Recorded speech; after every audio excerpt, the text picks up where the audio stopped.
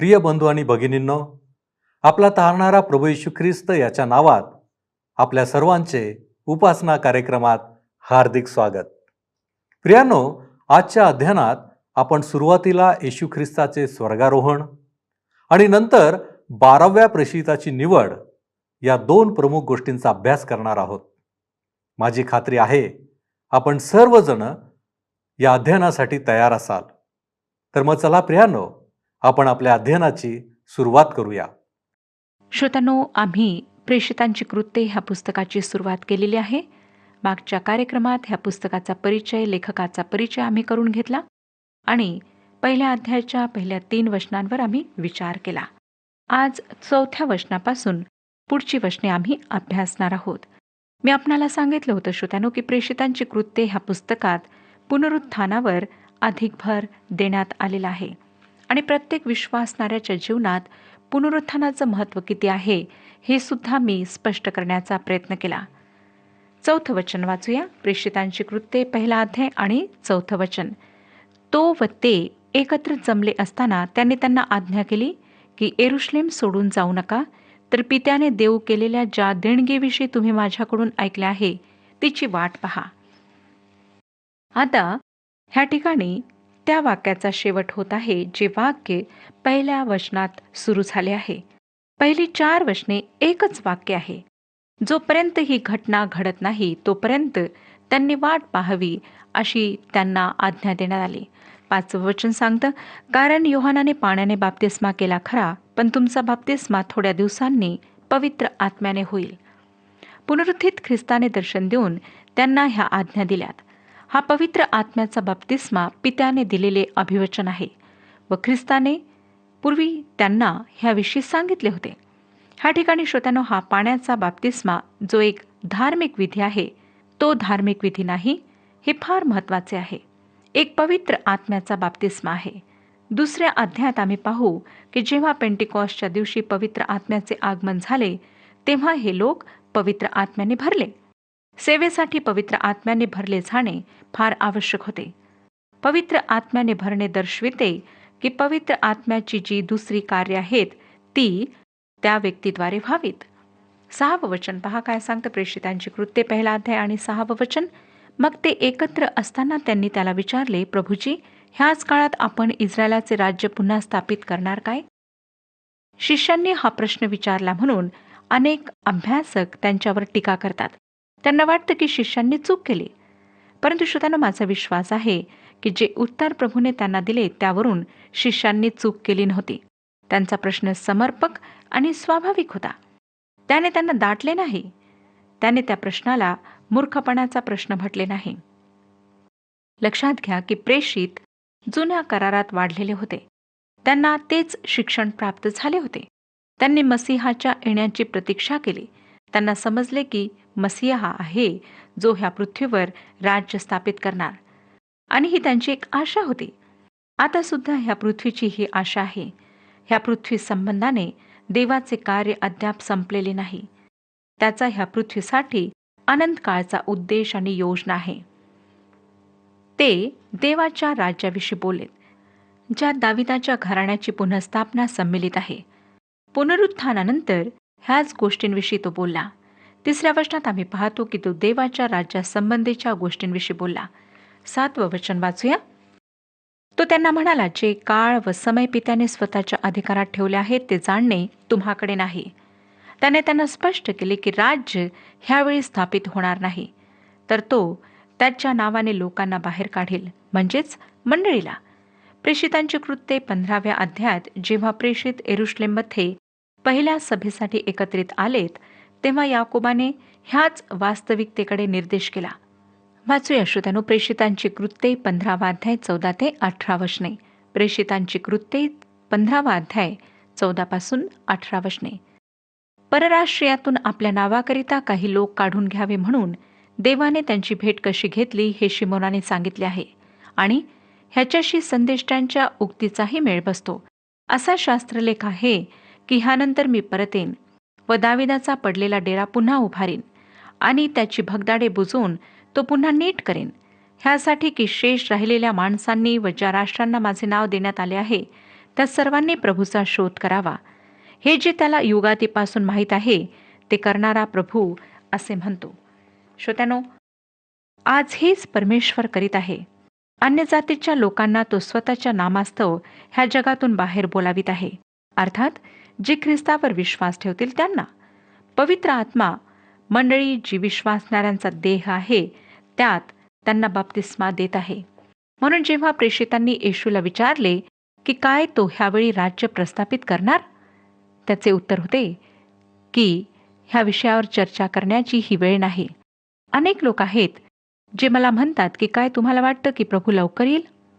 होय श्रोत्यानो, माझा विश्वास आहे की तो लवकर येईल.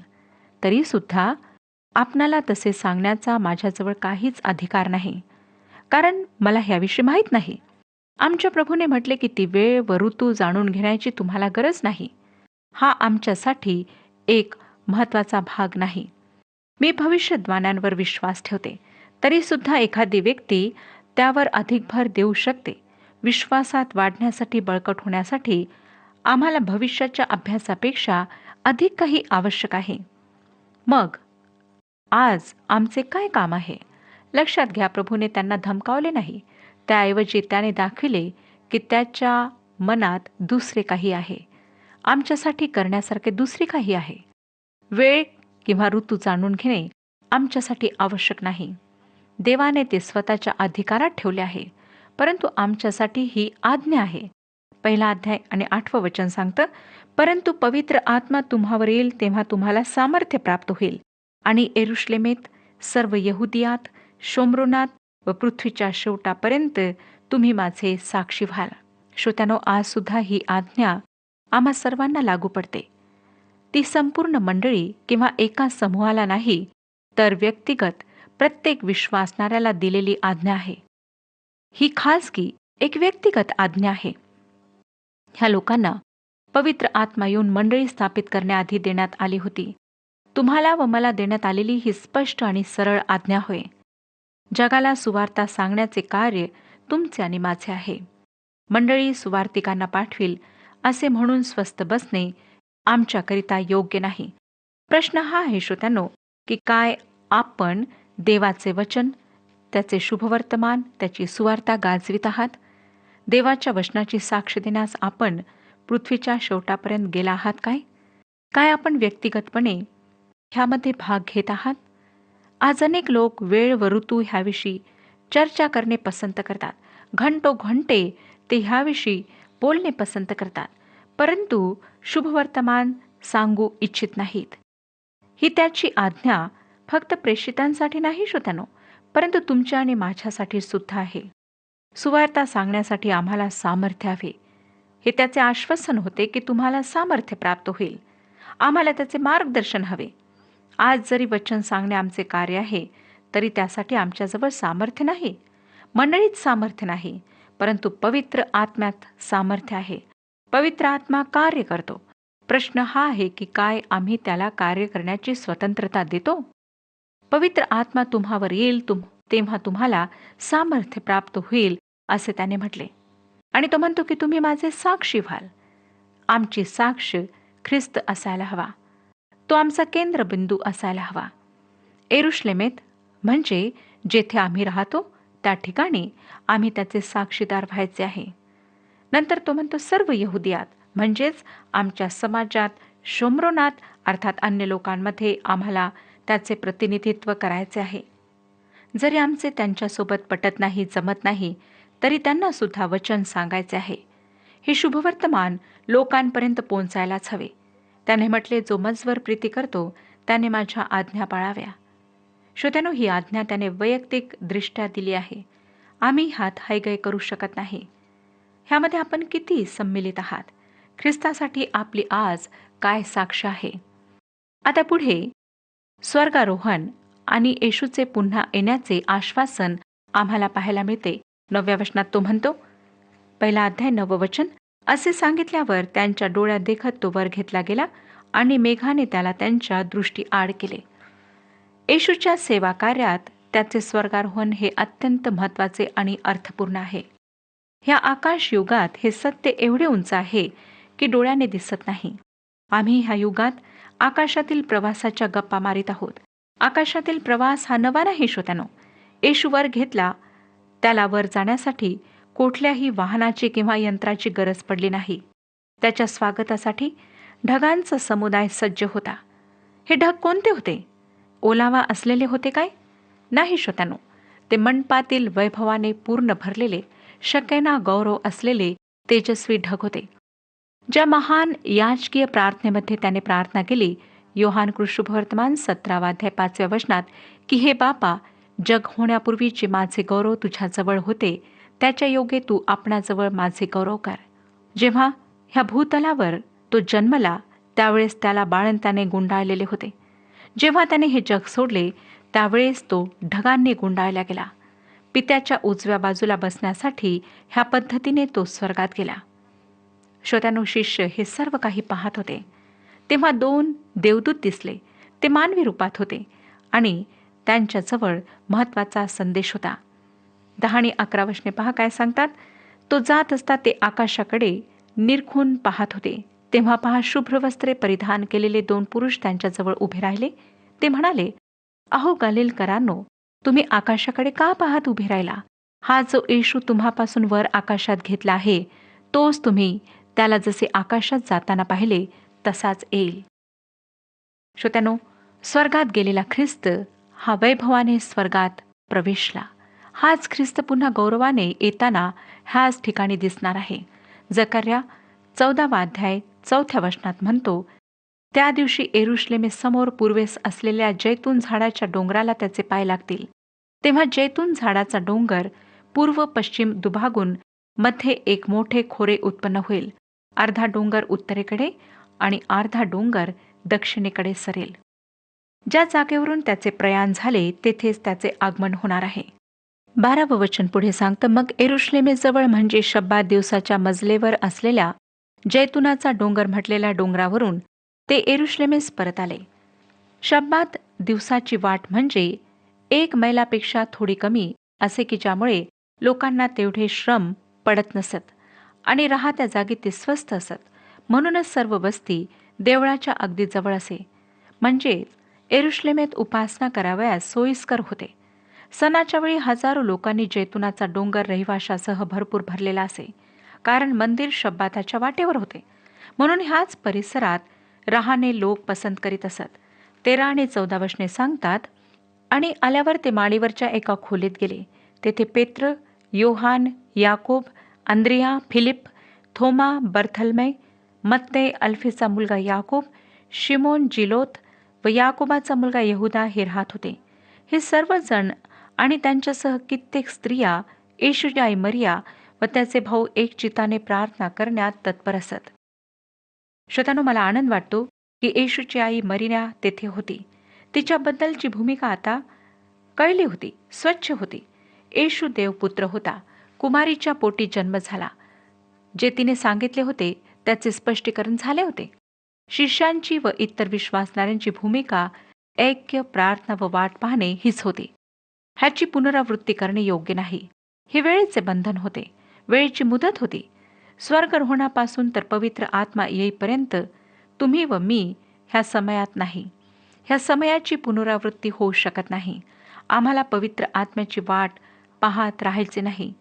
तो साधारणपणे 2000 वर्षांपूर्वी आलेला आहे. नंतर 15 ते 18 वचने सांगतात, त्या दिवसात पेत्र बंधुवर्गामध्ये सुमारे 120 माणसांच्या जमावामध्ये उभा राहून म्हणाला, बंधुजन हो, येशूला धरून देणाऱ्यांना वाट दाखविणाऱ्या यहुदाविषयी पवित्र आत्म्याने दाविदाच्या मुखावाटे जे भविष्य वर्तविले ते पूर्ण होण्याचे अगत्य होते. त्याची आपल्यामध्ये गणना होती आणि त्याला ह्या सेवेचा वाटा मिळाला होता. त्याने आपल्या दुष्टाईच्या मजुरीने शेत विकत घेतले. तो पालथा पडल्याने त्याचे पोट मध्येच फुटले व त्याची सर्व आतडी बाहेर निघाली. श्रोत्यानो, येथे शिमोन पेत्र पुन्हा बोलत आहे. पवित्र आत्मा पेंटिकॉस्टच्या दिवशी उतरण्यापूर्वी तो बोलत आहे. त्याला पवित्र आत्म्याने भरण्याची आवश्यकता होती. तुम्हाला आणि मला सुद्धा पवित्र आत्म्याने भरले पाहिजे. तो यहुदा संबंधी अनेक गोष्टी सांगत आहे. हो ना श्रोत्यानो? 19 आणि 20 वचने पहा काय सांगतात. हे यरुशलेमेत राहणाऱ्या सर्वांना कळले, म्हणून त्यांच्या भाषेत त्या शेताला हकलदमा म्हणजे रक्ताचे शेत असे नाव पडले आहे. स्तोत्रसंहितेत असे लिहिले आहे, त्याचे घर उजाड पडो व त्यात कोणीही न राहो आणि त्याचा हुद्दा दुसरा घेऊ. येथे काय झाले? हा नेहमीच एक मोठा प्रश्न राहिला. यहुदाची जागा घेण्यासाठी शिमोन पेत्राने निवडणूक करायला हवी होती का? मला तसे वाटत नाही श्रोत्यानो. 21 आणि 22 वचने पहा काय सांगतात. म्हणून योहानाच्या बाप्तिस्म्यापासून तर ज्या दिवशी प्रभू येशूला आपल्यापासून वर घेण्यात आले तोपर्यंत, म्हणजे तो आपणामध्ये येत जात असे, त्या सगळ्या काळात ही जी माणसे आपल्या संगती सोबतीत होती, त्यांच्यातून एकाने आपल्याबरोबर त्याच्या पुनरुत्थानाचा साक्षी झाले पाहिजे. मला वाटतं यहुदाच्या जागी नवीन प्रेषिताची निवड जी पेत्राने केली, ती पवित्र आत्म्याविरहित आणि पवित्र आत्म्याचे मार्गदर्शन नसताना केली. पवित्र आत्मा अद्याप दिला गेला नव्हता. मथाई चांगला माणूस होता. प्रेषित होण्याची त्याची पात्रता होती व ह्याचाच अर्थ की पुनरुत्थित ख्रिस्ताचे त्याला दर्शन झाले असले पाहिजे, कारण निवडीकरिता ही गोष्ट अत्यंत आवश्यक होती. नंतर 23 ते 26 वचने पहा काय सांगतात. तेव्हा ज्याचे उपनाव युस्त होते तो बर्सबा म्हटलेला योसेफ व मथिया ह्या दोघांना त्यांनी पुढे आणले. मग त्यांनी अशी प्रार्थना केली, हे सर्वांची हृदये जाणणाऱ्या प्रभू, हे सेवक पद व प्रेषित पद सोडून आपल्या जागी गेलेल्या यहुदाचे पद ज्याला मिळावे, असा ह्या दोघांपैकी तू कोण निवडला आहेस ते दाखव. मग त्यांनी त्यांच्यासाठी चिठ्ठ्या टाकल्या व मथियाची चिठ्ठी निघाली. तेव्हा त्याला 11 प्रेषितांबरोबर गणण्यात आले. श्रोत्यानो, मला ह्या घटनेत पवित्र आत्म्याचे मार्गदर्शन होते असे दिसत नाही, अथवा चिठ्ठ्या टाकण्यात देखील पवित्र आत्म्याचे मार्गदर्शन नव्हते. यहुदाची जागा घेण्यास मथिया एकटाच होता का? मला तसे वाटत नाही. मला वाटतं की त्या काळी यहुदाच्या जागेवर ख्रिस्ताने स्वतःच त्याच्याच वेळी एकाची नेमणूक केली होती. मथियाचे नाव किंवा त्याविषयी काहीच लिहिलेले, त्याच्या सेवेविषयी काहीच आम्हाला पुन्हा कोठेही आढळत नाही. मला वाटतं की पवित्र आत्म्याने जाणून बुजून त्याला टाळले. माझी खात्री आहे की देवाने पौलाची निवड केली होती. आपण हा प्रश्न विचाराल की आपल्याजवळ असं विधान करण्याकरिता काय अधिकार आहे किंवा पुरावा आहे? पौल गलतीकारास काय लिहित आहे ते पहा. गलतीकारास पत्र 1 अध्याय 1 वचन सांगतं, गलतियाच्या मंडळास मनुष्यांपासून नव्हे, मनुष्यांच्या द्वारे नव्हे, तर येशू ख्रिस्त व ज्याने त्याला मेलेल्यातून उठविले तो देव पिता यांच्याद्वारे झालेला प्रेषित पौल. पौल म्हणत आहे, मला पित्याने व येशू ख्रिस्ताने निवडले आहे. हे तो कसे म्हणू शकतो? पवित्र आत्म्याने ज्याला त्याने ह्या जगात पाठविले, त्या पवित्र आत्म्याने पौलाचे सेवा कार्य हे स्पष्ट दाखवते की तोच यहुदाच्या जागी योग्य निवड होता. मला ठाऊक आहे बायबलचे अनेक टीकाकार माझ्याशी सहमत होणार नाहीत, पण मी माझे विचार आपल्या समोर अगदी स्वतंत्रपणे मांडित आहे. हे खरोखर अद्भुत आहे श्रोत्यानो की प्रेषितांची कृत्ये हे 4 शुभवर्तमानांना एका ठिकाणी केंद्रित करते. मत्ते पुनरुत्थानाने, मार्क स्वर्गरोहणाने, लूक पवित्र आत्म्याच्या आश्वासनाने व योहान प्रभू येशू ख्रिस्ताच्या पुन्हा येण्याच्या आश्वासनाने. आपली शुभवर्तमाने पूर्ण हे लोक करतात आणि प्रेषितांची कृत्ये हे सर्व 4 मुद्दे एकत्र आणून प्रत्येकाचा उल्लेख करते. आता आपण दुसऱ्या अध्यायाकडे वळूया. ह्या अध्यायाचे आपण 2 भाग पाडू शकतो. दुसरा अध्याय 1 ते 13 वचनांमध्ये पवित्र आत्म्याचे आगमन नमूद करण्यात आले आहे. दुसरा अध्याय 14 ते 47 वचनांमध्ये मंडळीच्या युगातले प्रेषित पेत्राने दिलेले पहिले प्रवचन आम्हाला वाचायला मिळते. दुसरा अध्याय 1 वचन सांगतं, नंतर पेंटेकॉस्ट म्हणजे 50वा दिवस आला, तेव्हा ते सर्व एकत्र जमले असताना. 50वा दिवस आला ह्याचे भाषांतर पूर्ती झाले असे सुद्धा करता येईल. जेव्हा 50व्या दिवसाची पूर्ती झाली तेव्हा ते सर्व एका ध्येयाने एकत्र जमलेले होते. प्रथम फळाच्या हंगामानंतर 50 दिवसांनी पेंटेकॉस्टचा दिवस येई. आपणास आठवत असेल श्रोत्यानो की लेवीच्या पुस्तकाचा अभ्यास करीत असताना आम्ही ह्या निर्णयापर्यंत येऊन पोहोचलो की प्रथम फळाचा सण प्रभूच्या पुनरुत्थानासंबंधी सांगतो. प्रभू येशू ख्रिस्त हा प्रथम फळ आहे. करिंथकरास पहिले पत्र 15वा अध्याय आणि 23वा वचन सांगतं, प्रत्येक आपापल्या क्रमाने प्रथम फळ ख्रिस्त, मग जे ख्रिस्ताचे ते त्याच्या आगमनकाळी होतील ते लोक. वल्हांडण सण प्रभूच्या मृत्यूबाबत सांगतो. करिंथकरास पहिले पत्र 5वा अध्याय आणि 7वं वचन, वल्हांडणाचा यज्ञ पशु जो ख्रिस्त त्याचे अर्पण झाले. ख्रिस्त बलिदानामुळे वल्हांडणाच्या सणाची पूर्तता येशूच्या मृत्यूत आणि प्रथम फळाच्या सणाची पूर्तता येशू ख्रिस्ताच्या पुनरुत्थानात झाली. आमचा विश्वास आहे की पेंटिकॉसचा सण अर्थात 50वा दिवस कशाचे तरी प्रतिनिधित्व करते. ह्यामध्ये कशाचे तरी पूर्ण होणे आहे. ह्याची पूर्तता म्हणजे मंडळीचा जन्म आहे आणि त्या दिवसापासून मंडळ्या अस्तित्वात आल्यात. ज्यावेळेस पेंटिकॉसच्या दिवसाची पूर्णता झाली किंवा तो पूर्णपणे आला, ह्याचाच अर्थ की ज्याकरिता तो लावून दिला होता, जो मूळ उद्देश त्याचा होता, त्याची पूर्तता झाली. देवाला त्या दिवशी हे लोक अन्नार्पण देत असत. 2 चांगल्या पिठाच्या भाकऱ्या खमीर टाकून अर्पण करीत. येथे मंडळीचे प्राथमिक रूप आणि मूळ प्रगट होते. पवित्र आत्म्याचे आगमन आणि विशिष्ट सेवेकरिता सेवकांना ह्या जगातून पाचारण, ज्यामुळे ख्रिस्ताचे शरीर जी मंडळी आहे तिची स्थापना व्हावी. पवित्र आत्म्याच्या आगमनापूर्वी 5 मिनिटे आधी मंडळी अस्तित्वात नव्हती. श्रोत्यांनो, पेंटेकॉस्टच्या दिवशी त्याचे आगमन झाल्यावर 5 मिनिटात मंडळीची स्थापना झाली. दुसऱ्या शब्दात, बेथलेम येशूच्या जन्माचे स्थान, तर पेंटेकॉस्टच्या दिवशी पवित्र आत्मा आल्यावर येरुशलेम पवित्र आत्म्याच्या आगमनाचे स्थान झाले. पवित्र आत्मा साक्षात रूपाने आला. विश्वास ठेवणाऱ्यांना बप्तिस्मा देऊ लागला. ह्याचा अर्थ की पवित्र आत्म्याने त्या लोकांची येशू ख्रिस्ताशी ओळख करून दिली, जेणेकरून ते ह्या पृथ्वीवर त्याच्या शरीराचे अवयव व्हावेत. हा एक गहन अर्थ आहे आणि हे आम्हाला समजून घ्यायचे आहे. मला खात्री आहे श्रोत्यांनो की आजच्या संदेशाद्वारे आपणा सर्वांना आशीर्वाद प्राप्त झालेला आहे. परमेश्वर आपणा सर्वांस आशीर्वाद देव. प्रियांनो, आम्ही पाहिले की येशूने जसे आपल्या शिष्यांना सांगितले होते त्याप्रमाणेच सर्व गोष्टी तंतोतंत घडून आल्या. विश्वासणाऱ्यांच्या जीवनाला सबळ करणाऱ्या ह्या गोष्टी आहेत. ज्याप्रमाणे येशूचे स्वर्गारोहण झाले त्याप्रमाणेच एक दिवस तो त्याच्यावर विश्वास ठेवणाऱ्यांना स्वर्गात घेऊन जाण्यासाठी येणार आहे आणि हीच विश्वासणाऱ्यांची आशा आहे. प्रियांनो, विश्वासणारा म्हणून आज आमचे काय कर्तव्य आहे याचा आपण कधी विचार केला काय? आम्हाला संधी आहे तोवर याचा विचार करून योग्य कृतीची अपेक्षा देव करीत आहे. काय आपण त्यासाठी तयार आहात? आपण प्रार्थना करू. प्रभूजी, आम्ही तुझ्या चरणापाशी आलेलो आहोत. तू आमचा स्वीकार कर. आम्हाला ते धैर्य दे, आम्हाला ते सहाय्य कर की जेणेकरून प्रभूजी तू नेमून दिलेल्या मार्गामध्ये आम्ही दृढ असं राहू शकू. तुझ्या इच्छा आम्ही परिपूर्ण करणारे तुझे आवडते लेकर बनू शकू आणि प्रभूजी आमची प्रत्येक कृती ही तुला आवडणारी अशी होऊ शकेल. आणि म्हणून प्रभूजी आम्ही तुझ्या चरणापाशी आलेलो आहोत.